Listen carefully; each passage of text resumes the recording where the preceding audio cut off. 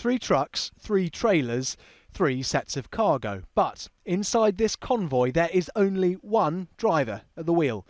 The other 2 trucks are being controlled by computer. And all of them are coming to UK roads next year in a trial of semi-automated trucking. So how does it work? Well, up to 3 lorries will be connected by Wi-Fi in a so-called platoon.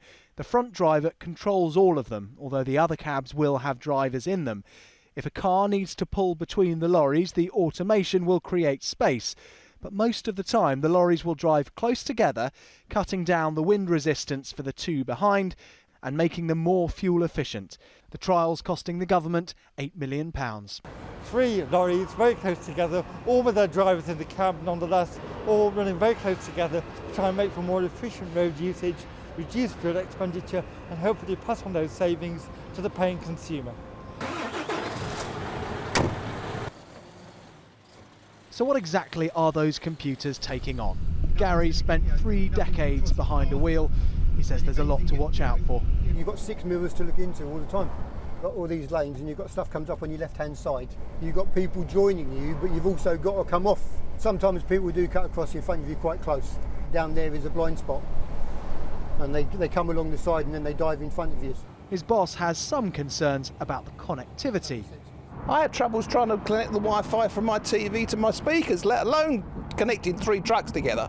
But he said his real worry was the safety of everyone else on the roads. You imagine you're sitting in a car trying to get around that lot. Getting past one Arctic to most drivers can be a considerable challenge. Getting past 3 in a line going along, you've got a problem. Now, they've already gone a long way down the road towards so-called platooning of vehicles in places like Australia and the US, where you have long, uncongested stretches of road for miles and miles. Take a look at this. It's a bit different, isn't it? And many people say the UK's roads simply have too much stop and start for that fuel economy to be a reality. Some motoring groups have said they're concerned about trucks blocking road signs for other drivers, but the RAC has given the plan a cautious thumbs up. I don't think we're ever going to get to the day where we see the likes of 10 lorries platooning down our motorways, but we do need to begin somewhere. The government wants us to be leaders in this sort of technology, and if they're going to do that, we need to begin somewhere. Automation is already on our roads, in signage, in speed cameras and in many of the functions inside your car. It's inevitable, everything on the road will eventually be self-driving. The question is, how soon? Dominic Reynolds, 5 News.